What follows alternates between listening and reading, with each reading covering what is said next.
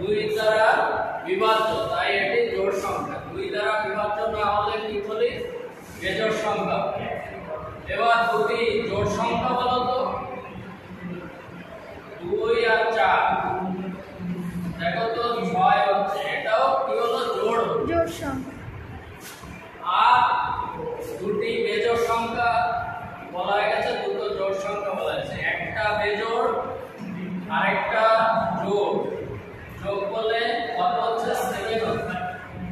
তাহলে এখানে বোঝা যাচ্ছে যে দুটো বেজোড় সংখ্যা যোগ করলে আমরা জোড় সংখ্যা পাবো।